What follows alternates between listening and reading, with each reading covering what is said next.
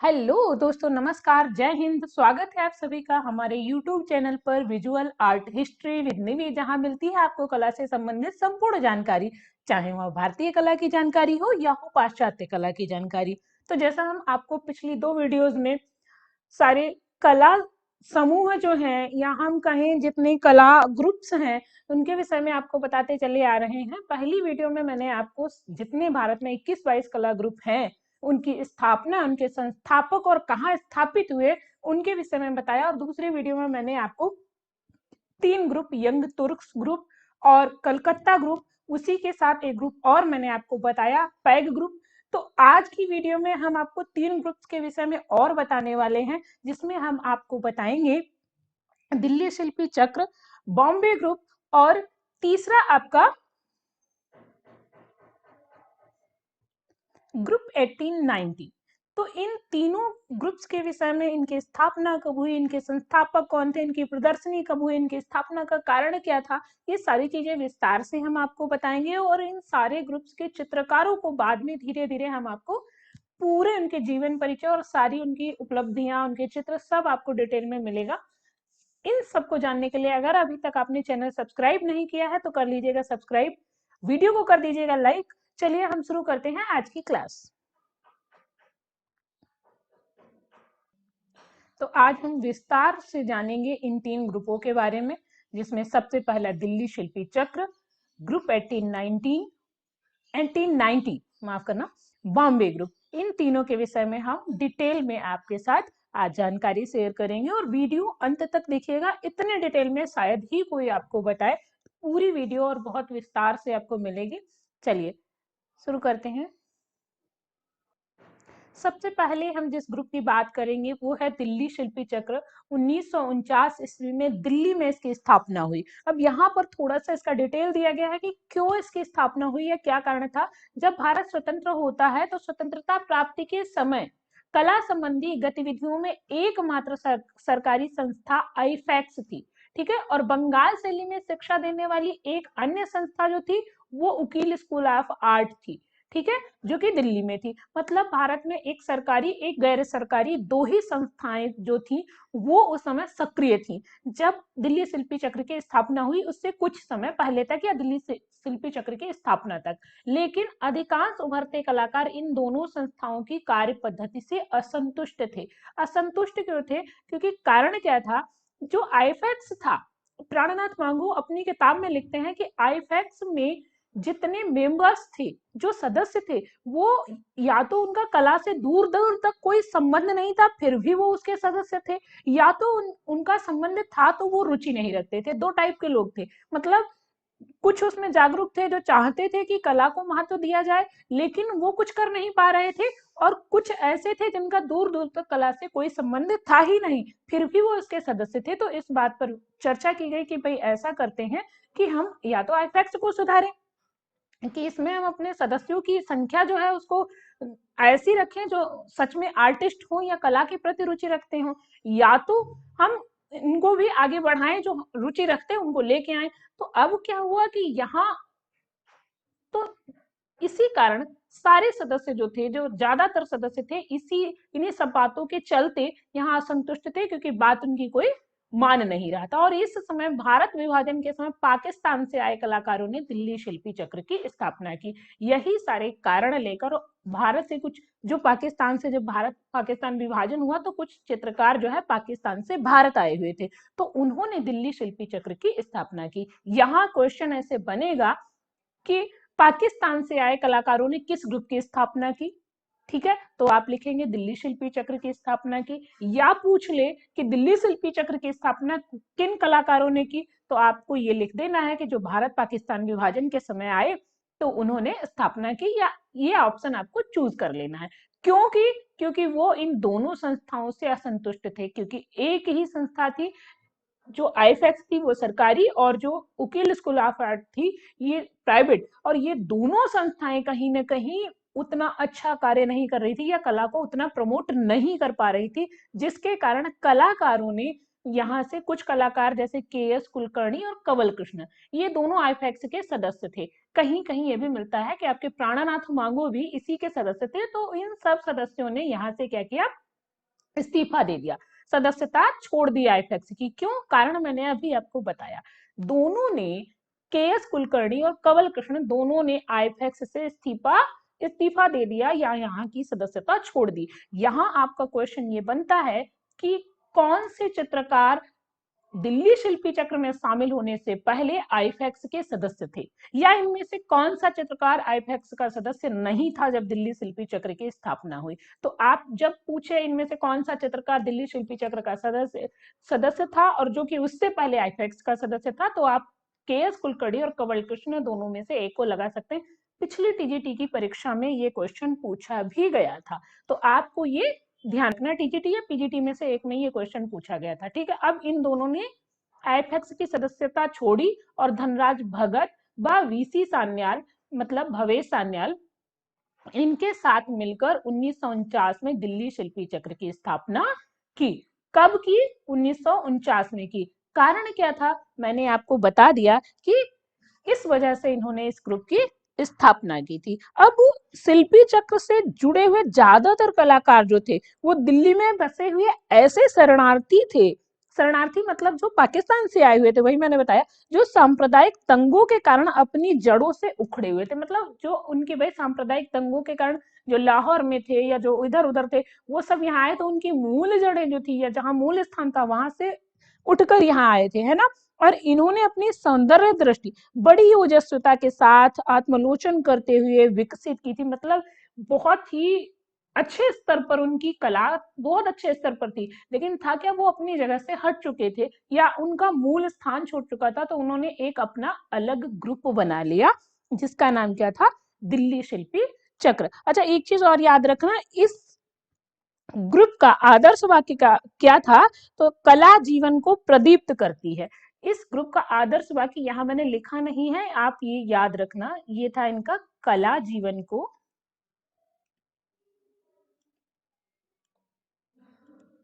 प्रदीप्त करती है।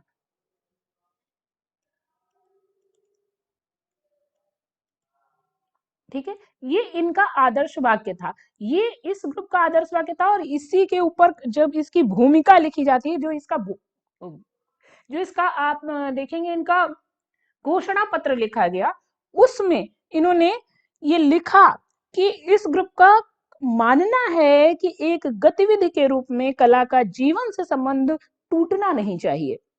किसी भी राष्ट्र की कला को अपने लोगों की आत्मा को अभिव्यक्त करना चाहिए और उसे प्रगति की प्रक्रिया में सहायक होना चाहिए। ठीक है, तो इस तरीके से उन्होंने ये लिखा अपनी कला के, जो इनका उद्घोषणा पत्र था या जो इनका शुरुआत में इन्होंने अपनी कला के अपने ग्रुप की स्थापना के लिए जो एक प्रपत्र बनाया था। ठीक है, अब हम बात करें दिल्ली शिल्पी चक्र के प्रमुख कलाकारों के बारे में।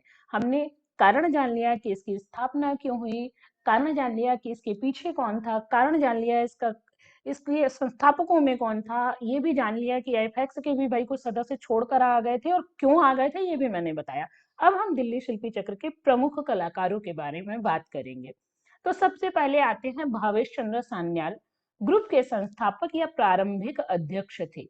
शुरुआत में इन्हें ग्रुप के संस्थापक या अगुवाकार के रूप में जाना गया, भवेश चंद्र सान्याल को। यामिनी राय जो कि इसके प्रेरणा स्रोत थे, ठीक है, यामिनी रंजन राय प्रेरणा स्रोत थे। इन्होंने भी कहा कि नहीं जी भाई, कला को आगे बढ़ाना है तो आपको अंतरराष्ट्रीय स्तर पर इसको आगे ले जाना है, तो कहीं ना कहीं आपको इन सबसे अलग होना पड़ेगा। ये भाई एक सीधी सी बात है, जिसको कला आती नहीं, जिसका कला से कोई संबंध नहीं, वो अगर किसी संस्था का या किसी सोसाइटी का हेड होगा तो वो क्या जानेगा?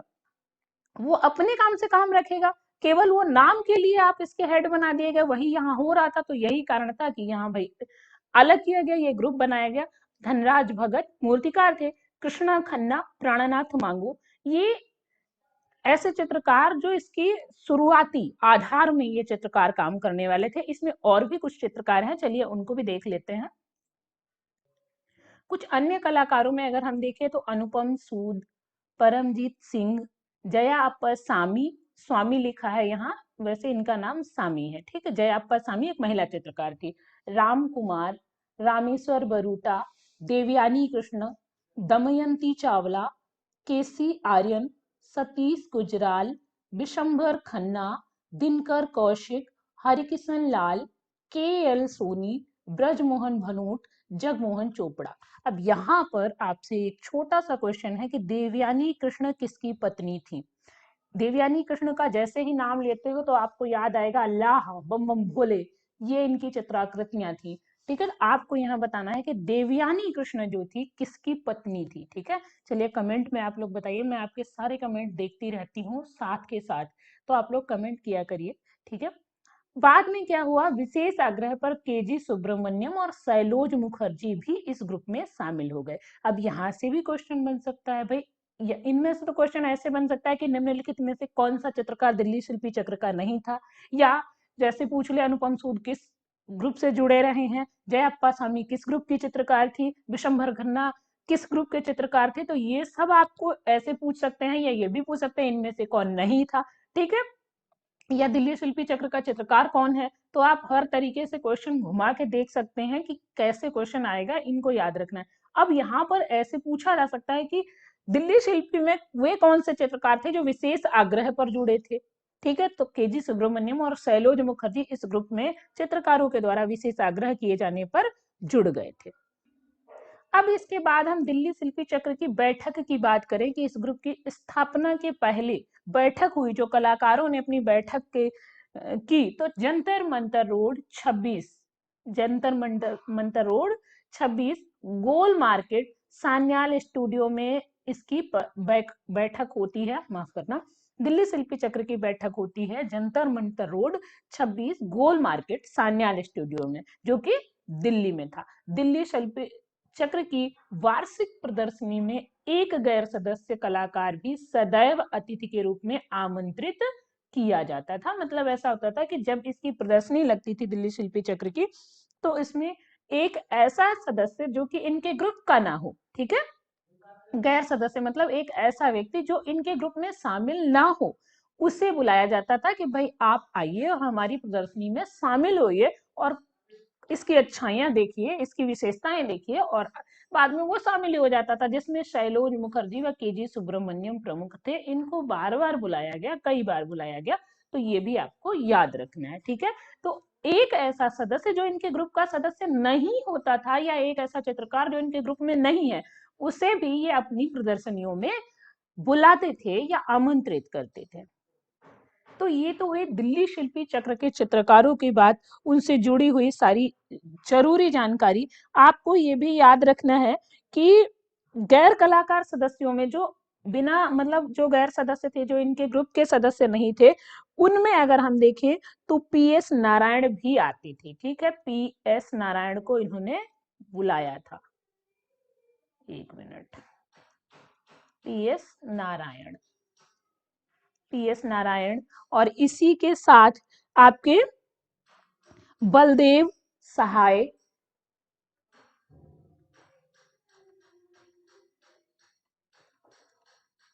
बलदेव सहाय को भी इन्होंने बुलाया था। और अगर हम देखें तो इसी ग्रुप की मैसर्स धूमीमल धर्मदास और राम बाबू ने इस ग्रुप की जो प्रदर्शनियां या इनकी जो अपनी भारत की पहली अपनी तरह की पहली कला दीर्घा जो 7 अक्टूबर 1949 को इसका उद्घाटन हुआ, इसमें उन्होंने बहुत बड़ी भूमिका निभाई थी, धूमीमल धर्मदास और राम बाबू ने। ठीक है, तो आपको ये भी याद रखना है। और रिचर्ड्स बार्थोलोम्यू, याद रखना, रिचर्ड्स बार्थोलोम्यू।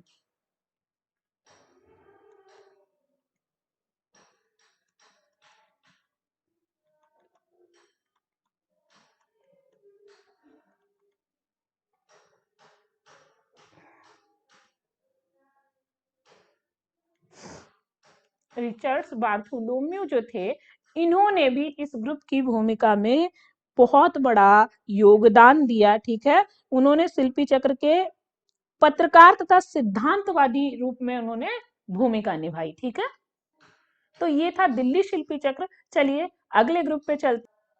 अब हम बात करते हैं बॉम्बे ग्रुप की। 1957 ईस्वी में इस ग्रुप की स्थापना हुई। आप देखेंगे पैग ग्रुप के लगभग 10 साल बाद 1947 में पैग ग्रुप की स्थापना होती है। इसके लगभग 10 साल बाद 1957 में पैग ग्रुप शिथिल पड़ गया। 10 साल तक चला। मैंने पिछली वीडियो में आपको बता रखा है कि पैग ग्रुप के शिथिल पड़ने के कारण क्या थे, उसके विघटन के कारण थे क्या थे, तो आप जाके वहां देख लीजिएगा। फिलहाल हम यहाँ बात करते हैं कि 1957 में जब पैग ग्रुप शिथिल हो गया तो इसके बाद क्या हुआ, के हैबर के निर्देशन में के.एच. आरा व हरिअम्बा दास गाडे ने इसकी स्थापना की थी। तो आपको याद रखना है बॉम्बे ग्रुप की स्थापना कब हुई, 1957 में हुई। कहाँ हुई, मुंबई में हुई। और किसने की, तो आरा व गाडे ने की, मतलब हरिअम्बा दास गाडे और के.एच. आरा ने की थी। और किसके निर्देशन में की थी, और निर्देशक कौन था, तो के हैबर थे। ये तीनों पॉइंट आपको याद रखना है। और इस ग्रुप के सभी कलाकार मुंबई से शिक्षित थे। ये बहुत इंपॉर्टेंट है क्योंकि आप इस ग्रुप के जब भी कलाकारों को पढ़ेंगे तो आपको याद रहेगा कि ये तो भाई मुंबई से शिक्षित थे। ठीक है, बॉम्बे बॉम्बे बॉम्बे, सब बॉम्बे याद रखना।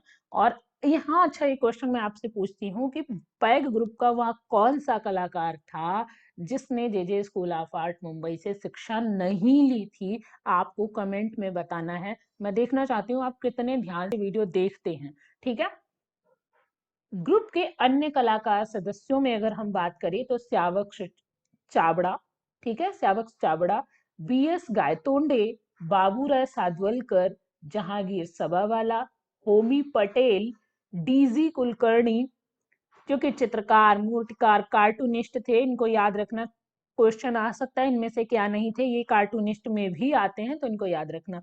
मोहन सावंत, मोहन बालकृष्ण सावंत इनका पूरा नाम है, अकबर पदमसी, तैयब मेहता, एस.वी. पलसीकर भाई आते हैं। ठीक है, इसके बाद जो हमारा अगला ग्रुप है, ग्रुप 1890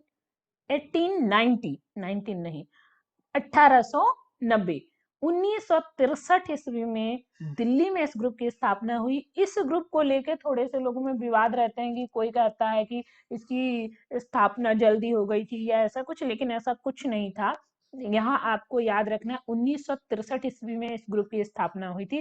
कारण क्या था, चलिए देखते हैं। क्षेत्रीय कला अकादमियों यहाँ होगा। ठीक है, अकादमियों की स्थापना से भारतीय कला में क्षेत्रवाद पनपने लगा। अब क्या हुआ, क्या कि जगह जगह पर आप देखो, कश्मीर में अपना ग्रुप बन गया, जयपुर में अपना ग्रुप बन गया, उदयपुर में अपना ग्रुप बन गया। ये सारे अलग अलग ग्रुप बनने से क्या हुआ, अब कला में कहीं ना कहीं क्षेत्रवाद पनपने लगा कि भाई हम गुजराती, हम राजस्थानी, हम बंगाली। तो कहीं ना कहीं ये क्षेत्रवाद क्या कर रहा था, भारत के कला को एकजुट होने नहीं दे रहा था, या एक रूपता वहां पर नहीं आ रही थी। और इससे छुटकारा पाने के लिए अब कुछ चित्रकार, इससे भाई चित्रकारों को चाहिए कि एक रास्ता रहनी चाहिए, मतलब सब पूरे राष्ट्र का चित्रण करें। ऐसा नहीं कि हम गुजराती हैं तो गुजरात से रिलेटेड ही चित्रित करें, या हम बंगाली हैं, बंगाल तो बंगाल के ही लोग कला को चित्रित करें। तो अब क्या हुआ, इससे छुटकारा पाने के लिए कुछ चित्रकार विदेश चले गए कि भाई हम विदेश जा रहे हैं, वहां के कलाकारों का, पाश्चात्य कलाकारों का हम अनुकरण करेंगे और चित्रित करेंगे। कुछ कलाकारों ने विदेशी कला को अपना लिया। भाई जो विदेश नहीं जा पाए, मान लो नहीं वीजा लगा भाई, तो उन्होंने कहा कि ठीक है हम नहीं जा रहे, तो विदेशी कला अपना रहे। पॉल गॉगिन, वान गॉगन, इन सब की कॉपी कॉपी कॉपी करने लगे। और कुछ कलाकारों ने इसका विरोध किया। ठीक है, तीन कैटेगरी बट गई। एक वो जो सीधे निकल लिए विदेश, एक वो नहीं गए तो अपना लिए, और एक वो जिन्होंने इन दोनों का विरोध किया कि मतलब क्षेत्रवाद भी नहीं होना चाहिए और हमें विदेश भी नहीं जाना चाहिए, अपने राष्ट्र की कला को आगे बढ़ाना चाहिए। और इसी का परिणाम क्या हुआ, ग्रुप 1890 का गठन हुआ, या ग्रुप 1890 का गठन हुआ। ठीक है, वो जो टिके रहे, न गए न अपनाया। उन्होंने कहा कि भाई एक नया स्वरूप तो आना चाहिए, लेकिन न किसी की कॉपी करके आना चाहिए। अगर हम भी भाग गए तो ये क्षेत्रवाद जाएगा कैसे, है ना, एक तरीके से। तो वो तीसरी कैटेगरी वालों ने ग्रुप 1890 की स्थापना की। ठीक है, क्षेत्रवाद का मतलब है कि भाई अलग अलग राज्यों की अपनी अपनी विशेषताएं सब आगे आगे करने के उसमें थे। तो ये चीजें अब हम देखें कि ग्रुप 1890 की स्थापना से पहले 25-26 अगस्त को 1962 ईस्वी में, तो आप जब देखेंगे ना के अंबादास, जी स्वामीनाथन, जी एम शेख व हिम्मत शाह, इन्होंने विचार विमर्श के लिए भावनगर गुजरात में एकत्र होने का निर्णय लिया, या ये भावनगर गुजरात में एकत्रित हुए। ठीक है, और यही गुजरात में ही 1890 का घोषणा पत्र जे स्वामीनाथन ने तैयार किया। यहाँ तैयार किया लेकिन पारित नहीं हुआ। तो ये कुछ लोग अपना अपवाद दे देते हैं कि ये भाई भावनगर गुजरात में का इसकी स्थापना हो गई है, इनका घोषणा पत्र यहीं लिखा गया। लिख लेना और पारित होना, दोनों में अंतर है भाई। विचार विमर्श विमर्श किया, मान लो हमें कोई चीज लिखनी है, कोई सूचना निकालनी है, तो हम क्या करेंगे? हम ये बोलेंगे कि भाई दो चार लोग बैठे, हाँ अच्छा इसमें ये लिखना है, ये काटना है, ये नहीं काटना, तो एक प्रारूप तैयार हो गया। और 9 जुलाई 1963 ईस्वी को नई दिल्ली में ये लागू किया गया। ठीक है, तो ये इसकी स्थापना कहाँ हुई? नई दिल्ली में। और कब हुई? तो 1963 ईस्वी में। डेट क्या थी? 9 जुलाई। ठीक है। अच्छा, इस ग्रुप से जुड़ा हुआ एक बहुत महत्वपूर्ण फैक्ट ये है कि इस ग्रुप की स्थापना 1963 में हुई, तो इसका नाम 1890 क्यों है, ये भी इंपॉर्टेंट है। हुआ क्या कि ज्योति पांड्या के मकान का नंबर क्या था? 1890 था, और इसलिए इस ग्रुप का नाम 1890 रखा गया। ठीक है, तो ये भी आपको ध्यान रखना है। चलिए, ग्रुप से जुड़े हुए कुछ और इंपॉर्टेंट पॉइंट्स देख लेते हैं, जो आपको एक एक क्वेश्चन देते हैं, आपको यहाँ से प्रश्न देते हैं, पूछ लिया जाए कि ग्रुप 1890 का संस्थापक कौन था? तो जे स्वामीनाथन ग्रुप 1890 के संस्थापक थे। ग्रुप के सचिव जयराम पटेल थे। और लेख किसने तैयार किया था? तो मैक्सिकन अति यथार्थवादी कवि ऑक्टेवियो पाज ने इस ग्रुप का लेख तैयार किया था। मतलब आप जब देखते हैं किसी ग्रुप का घोषणा पत्र अलग होता है, उसका प्रारूप अलग होता है कि इस ग्रुप में क्या क्या होगा, इस ग्रुप की थीम क्या है, कौन कौन सदस्य हैं, ये पूरा लेख और इस ग्रुप के भावों को व्यक्त करना, ये काम किसने किया था? तो कवि ऑक्टेवियो पाज ने किया था, जो कि मैक्सिकन थे और अति यथार्थवादी कवि थे। ठीक है, तो ये भी आपको याद रखना है। ग्रुप की प्रदर्शनी, इस ग्रुप की प्रदर्शनी 1963 ईस्वी में रविंद्र भवन दिल्ली में आयोजित की गई थी। कहाँ? ये क्वेश्चन आ सकता है कि ग्रुप 1890 की प्रदर्शनी कहाँ आयोजित की गई? तो 1963 ईस्वी में रविंद्र भवन दिल्ली में। कब? 1963 में। कहाँ? रविंद्र भवन दिल्ली में आयोजित की गई थी, और इसका उद्घाटन पंडित जवाहरलाल नेहरू ने किया था। मोस्ट इंपॉर्टेंट है, याद रखना। अब इसकी प्रदर्शनी हुई, इस ग्रुप का सब हो गया, तो इसकी समीक्षा किसने लिखी थी? तो समीक्षा चार्ल्स फावरी ने लिखी थी। समीक्षा में भी अंतर है। आप जब देखते हो उद्घोषणा या घोषणा पत्र जो है वो लिखा जाता है जब ग्रुप का आरंभ हो रहा है। समीक्षा तब लिखी जाती है जब कोई घटना घट गई और उसके बाद उसका विवरण या उसकी समीक्षा की गई, इसमें ये चीजें हमको दिखी और ये चीजें दिखने की संभावना है या इसका ये असर पड़ेगा, तो वो समीक्षा चार्ल्स फावरी ने तैयार की थी। ये भी ध्यान रखना। इस ग्रुप का कैटलॉग ऑक्टेवियो पाज ने ही तैयार किया था। यही ऑक्टेवियो पाज जो कि अति यथार्थवादी कवि थे। इस प्रदर्शनी में 12 सदस्यों ने भाग लिया था। जो 1890 की प्रदर्शनी लगी जिसमें 1200 सदस्यों ने भाग लिया था, तो ये भी आपको ध्यान रखना है। तो ये था हमारा ग्रुप 1890। अगर आपको वीडियो पसंद आई है तो वीडियो कीजिएगा लाइक, और हाँ, आपसे कुछ क्वेश्चन मैं पूछ के जाती हूँ। इसी वीडियो से मैं देखना चाहती हूँ कि आपने कितने ध्यान से वीडियो सुनी है, और अगर आप यहाँ तक आए हैं तो मतलब है आप सच में कुछ पाना चाहते हैं, वरना स्क्रॉल करके और 2 मिनट देखकर वीडियो खत्म कर देते हैं लोग। ठीक है, तो वीडियो पूरी देखा करिए और अंत तक देखा करिए।